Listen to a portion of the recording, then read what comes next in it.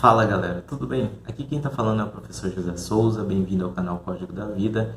E o tema da aula de hoje é do DNA ao cromossomo. Então, sem mais delongas, se você ainda não é inscrito no canal, vou pedir para você se inscrever e também ativar o sininho e comentar, porque os seus comentários também auxiliam aqui no crescimento do nosso canal, tudo bem? Então, sem mais delongas, na aula de hoje eu utilizei essa bibliografia, que é a Biologia Molecular do Gene, 7ª edição. E quando a gente vai falar de DNA, pessoal, é muito interessante a gente primeiro descrever o que significa essa sigla DNA. Essa sigla DNA ela significa ácido desoxirribonucleico. Esse ácido desoxirribonucleico ele é pesquisado há muito tempo e sempre que vocês ouvirem a palavra DNA, logo vai vir em mente, pelo menos para quem já conhece um pouco sobre essa molécula, dois cientistas que ficaram amplamente famosos, que é o Watson e Crick. Só que, pessoal, a gente tem que falar de as coisas como que elas aconteceram na verdade, porque é falado muito que o Watson e Crick foi quem descobriu a molécula de DNA, só que a molécula de DNA ela é estudada já há muito tempo atrás, desde 1938, por William Astbury. Ele já estudava essa molécula de DNA. A gente tem uma outra pesquisadora que ela ganhou o prêmio Nobel, mas isso somente depois da morte dela, que foi a Rosalind Franklin. E também tem um outro pesquisador que auxiliava também a Rosalind Franklin, que ele quase nunca é mencionado, que é o Maurice Wilkins. Em 1950, principalmente aqui a Rosalind Franklin, ela descobriu ali através de exames de raio-x que a forma helicoidal da molécula de DNA. Então, ela percebeu ali através desse exame de raio-x que a molécula de DNA ela tinha um formato helicoidal e a partir desses dados, não só da Rosalind Franklin, mas também de outros pesquisadores, foi que o Watson e Crick chegaram ali à conclusão de que aquela molécula helicoidal ela tinha um formato de dupla hélice, que é o que ficou amplamente famoso aí, ou conhecido por todos, aquele modelo esquemático da molécula de DNA. Tudo bem? Então eu quis trazer essa parte histórica porque a Rosalind Franklin, principalmente ela como mulher, e nessa época, 1950, já existia bastante preconceito, hoje em dia a gente sabe que existe também, e os dados dela, eles foram meio que deixados para trás, não deixados para trás, mas os cientistas não deram tanto crédito para ela justamente pelo fato dela ser uma mulher. E daí somente depois ali, de muito tempo depois que ela morreu, foi que deram o devido crédito a ela, e mesmo assim os livros, principalmente os livros de ensino médio, alguns livros também de ensino superior, eles nem falam no nome da Rosalind Franklin, e ela teve um grande papel aí no descobrimento dessa molécula de DNA, tudo bem? Então aqui vamos ver aqui o que seria essa molécula de DNA. E o DNA, ou conhecido como ácido desoxirribonucleico, ele é um polímero, pessoal, e ele vai ser formado por uma unidade básica, como todo polímero, ele vai ser formado por monômeros. E esses monômeros aqui do ácido desoxirribonucleico, eles são chamados de nucleotídeos. E de que seria formado esses nucleotídeos, professor? Um nucleotídeo, ele é formado por um fosfato, um açúcar, que nesse caso aqui do DNA é o açúcar a desoxirribose, e essa desoxirribose ela vai estar ligada a uma base nitrogenada, que no caso da molécula de DNA a gente vai ter 4 bases nitrogenadas, que seriam a adenina, timina, citosina e guanina. Tudo bem?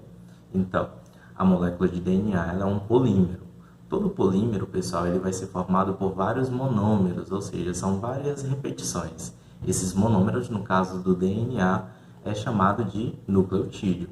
E cada nucleotídeo vai ser formado por um fosfato, um açúcar, que é chamado de desoxirribose, nesse caso, e também uma base nitrogenada, que daí, no caso do DNA, a gente tem 4 bases nitrogenadas, que são adenina, timina, citosina e guanina.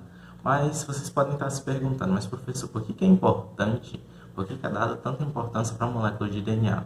Porque é a molécula de DNA, meu querido, que vai estar ali transportando todos os genes e toda a informação necessária para formar você e também para me formar. Então, cada indivíduo ele possui ali um DNA próprio e o conjunto, ou a forma como está organizada esses nucleotídeos é que vai dizer se você vai ser branco, se você vai ser negro, se você vai ser alto, se você vai ser baixo. Se você tiver ali um distúrbio ou uma alteração em um desses nucleotídeos ou em uma dessas bases nitrogenadas, você pode ter alguma anomalia, como por exemplo, quando uma base nitrogenada, um exemplo aqui, a adenina, ela é trocada por uma timina, você pode desenvolver uma doença que é chamada de anemia falciforme. Então é interessante você conhecer a molécula do DNA e como que ela se comporta para você também já prevenir algumas doenças aí e também conhecer alguns mecanismos do nosso organismo, tudo bem? Então aqui a gente viu a unidade básica desse ácido desoxirribonucleico, que é o nucleotídeo. E os nucleotídeos, pessoal, eles são formados a partir de estruturas que eu acredito que todos vocês já ouviram falar, que é o ATP, que é a adenosina trifosfato, tudo bem?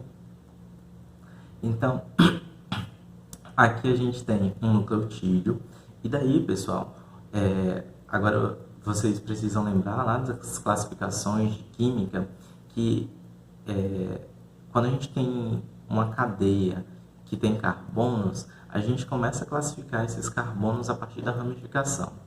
E aqui, ó, a gente tem 5 carbonos, tudo bem?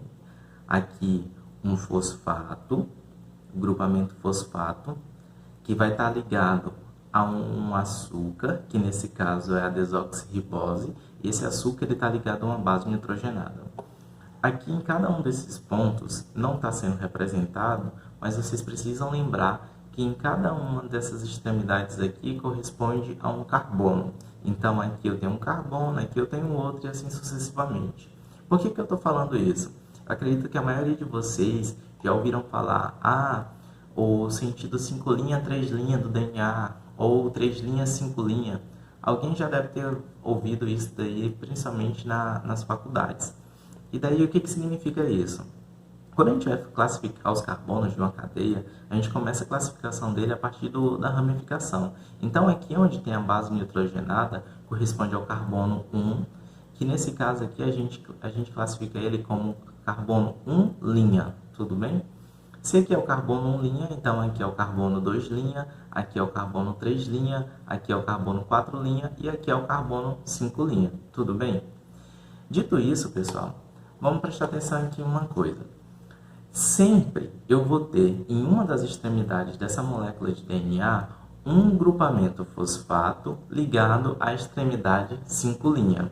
E em um outro ponto, ou no outra ponta aqui dessa molécula de DNA, eu vou ter um carbono 3' aqui livre, tudo bem?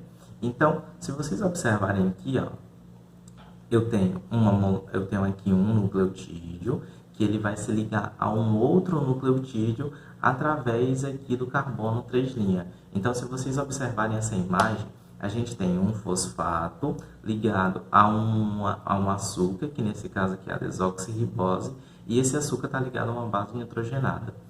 Quando a gente observa aqui embaixo, vou voltar aqui essa imagem, voltei aqui, o que a gente vai ver? Esse nucleotídeo ele vai se ligar a um outro nucleotídeo através desse grupamento fosfato. Então, se vocês observarem aqui, ó, esse nucleotídeo ele vai estar se ligando a esse outro aqui através desse fosfato. Então, o fosfato ele vai fazer essa ligação com esse carbono 3' aqui. E daí essa ligação, pessoal, é chamada de ligação fosfodiéster. Então, o que seria a ligação fosfodiéster? A ligação fosfodiéster é a ligação entre um nucleotídeo e outro nucleotídeo da mesma fita de DNA. Tudo bem? Então, a gente sempre vai ver isso daqui, ó. Então, aqui eu tenho um nucleotídeo, aqui eu tenho outro nucleotídeo e aqui eu vou também ter um outro nucleotídeo. Como que esses nucleotídeos eles vão estar ligados? Cada nucleotídeo vai estar ligado aqui através do seu fosfato, vai estar ligado aqui ao carbono 3' do nucleotídeo anterior. Então, esse nucleotídeo se liga a esse outro aqui através desse grupamento fosfato. E daí o que a gente vai observar? O nome dessa ligação aqui entre um nucleotídeo e outro da mesma fita, a gente chama isso de ligação fosfodiéster. Então, o que a gente pode observar aqui nessa fita de DNA? Desse lado aqui, pessoal, ou nessa ponta, ou nessa extremidade, a gente tem um grupamento fosfato que está ligado aqui ao carbono 5'. E nessa outra aqui, a gente tem um carbono 3', que ele vai estar aqui livre. Então, em uma das extremidades, a gente tem um carbono 3' que está aqui livre, e na outra a gente tem aqui um fosfato que está ligado ao carbono 5'. Então, é daí, pessoal, que surge aquela ideia da região 5', 3'. Nesse caso, a gente vai ter aqui o sentido dessa fita de DNA nesse sentido, de cima para baixo, ou seja, 5', 3'. Tudo bem? Então, aqui a gente tem uma fita de DNA, e essas fitas de DNA, elas têm um sentido que a gente diz que é um sentido senso, e um sentido que é um sentido oposto, que seria o sentido antissenso. Então, aqui eu vou projetar aqui a outra fita de DNA para vocês observarem. E daí vocês podem estar perguntando, professor, mas por que ela está de cabeça para baixo? Porque as fitas de DNA, pessoal, elas são opostas. Então, se um lado ele está nessa direção, ou seja, está vindo nessa direção aqui, o outro lado ele tem que estar na direção inversa. Então, a gente vai ver tudo o contrário aqui do outro lado. Então, se vocês observarem, eu vou fazer aqui as ligações. Aqui, então, a gente tem a outra fita de DNA e ela está aqui na direção oposta. Então, aqui a gente tem um carbono 3' com a extremidade dele aqui livre, e aqui no final a gente vai ter aqui aquele grupamento fosfato ligado ao carbono 5'. Qual o nome que a gente dá para a ligação entre um nucleotídeo e outro da mesma fita? Ligação fosfodiéster. Tudo bem? Então aqui, ó, eu tenho uma fita de DNA e aqui eu vou ter uma outra fita de DNA, ok? Lembrando que o DNA, ele é formado por duas fitas. Geralmente, tu vai encontrar o DNA na forma de dupla hélice, ou seja, ele vai ter duas fitas, e daí uma fita vai ser complementar a outra, tudo bem? Aqui, então, a gente vai ter as bases nitrogenadas, e essas bases nitrogenadas vão fazer esse ligamento aqui que eu vou já mostrar para vocês. Aqui, então, eu tenho a projeção aqui com as bases nitrogenadas. Então, tem um fosfato ligado a um açúcar, e esse açúcar está ligado a uma base nitrogenada. A ligação entre um nucleotídeo e outro da mesma fita a gente chama de ligação fosfodiéster.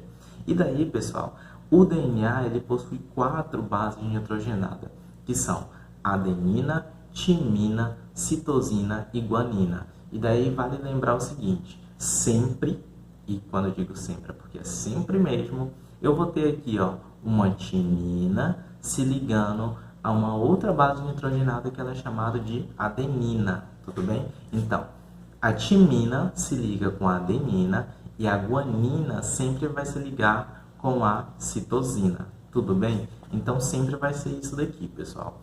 Um T vai se ligar com um A e um G sempre se liga com um C, ok? Lembrando que T é de timina, A de adenina, G, guanina e C, citosina.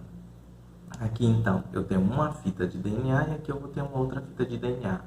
O nome que a gente dá para a ligação entre uma base nitrogenada e outra base nitrogenada são ligações de hidrogênio. Lembrando que essas ligações de hidrogênio elas eram conhecidas até pouco tempo atrás como pontes de hidrogênio, tá? Só que hoje a nomenclatura ela mudou e agora a gente classifica elas como ligações de hidrogênio e não mais pontes de hidrogênio. Uma outra coisa que é super interessante vocês saberem, pessoal, é que a guanina ela sempre se liga com uma citosina através de 3 ligações de hidrogênio, e aqui uma adenina sempre se liga com uma timina através de 2 ligações de hidrogênio. Tá, isso vai influenciar em alguma coisa? Claro que sim. Imagina só, onde que seria mais fácil vocês romperem as ligações? Entre a adenina e a timina ou entre a citosina e a guanina? É mais fácil tu quebrar aqui entre a adenina e a timina, porque ela só tem duas, certo?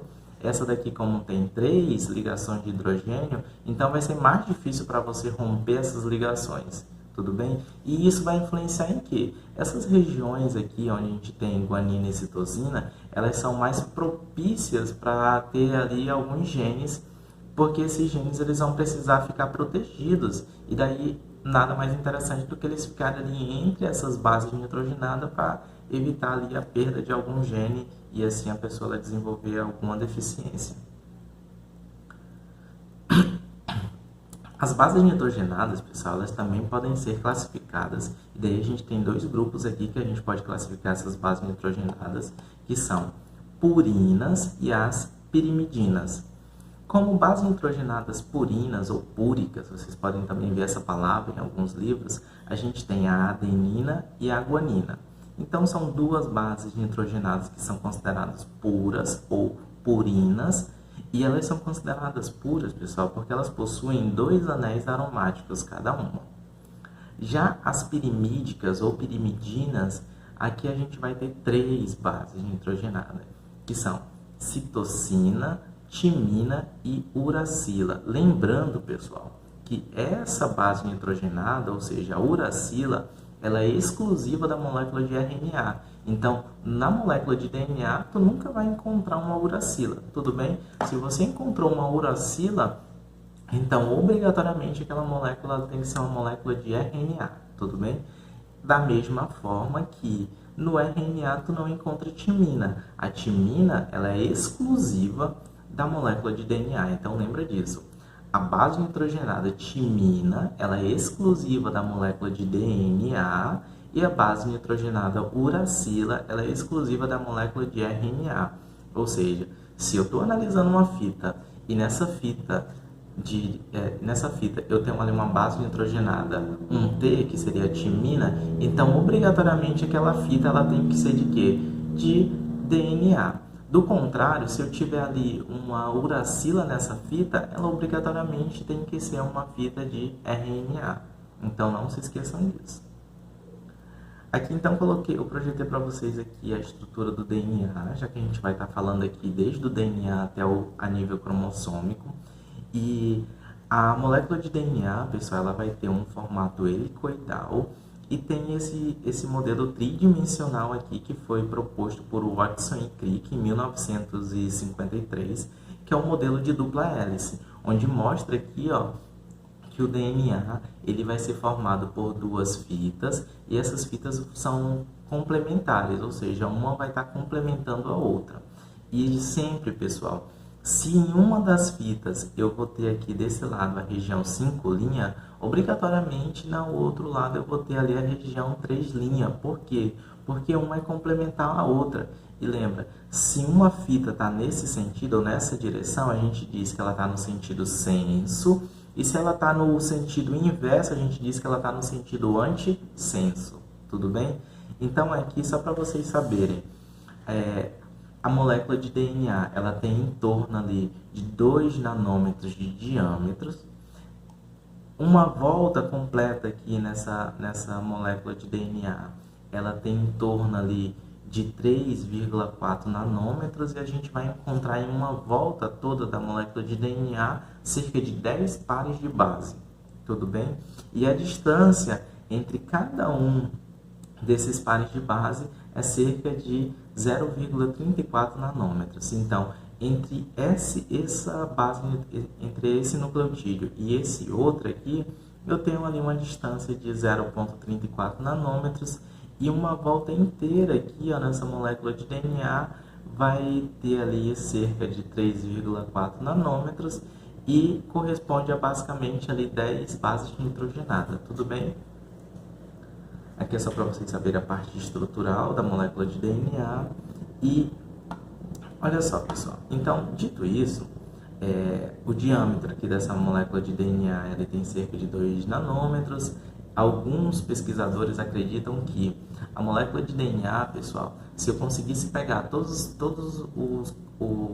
as moléculas de DNA de dentro de uma célula e conseguisse ligar uma na outra, ela iria ter ali em torno de 2 metros de comprimento.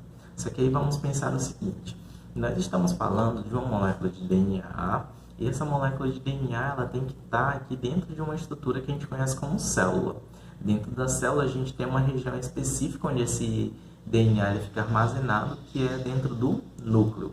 Agora pensa aqui comigo, se essa molécula colocada uma do lado da outra aqui, ela chega a medir cerca de 2 metros, como que essa molécula então vai caber dentro de uma célula que é algo microscópico, que tu não consegue enxergar através do olho nu, ou seja, sem a utilização de um microscópio. O que vai acontecer para que essa molécula então ela consiga caber aqui dentro dessa estrutura que a gente conhece como núcleo? Essa molécula de DNA, pessoal, ela vai precisar passar por um processo que a gente conhece como compactação. E é essa compactação que vai fazer com que esse DNA ele consiga, então, ficar ali dentro do núcleo, que é uma estrutura microscópica. E é isso que a gente vai ver a partir de agora. Então, essa compactação, pessoal, ela vai iniciar com a formação de uma estrutura que a gente chama de nucleossomos. O que seriam esses nucleossomos? O DNA ele não vai ser formado apenas pelo fosfato, o açúcar e a base nitrogenada. Por quê? Porque é uma molécula grande e daí a gente vai precisar ali fazer uma compactação, ou seja, diminuir ou deixar ela em um tamanho bem menor para poder caber dentro das células.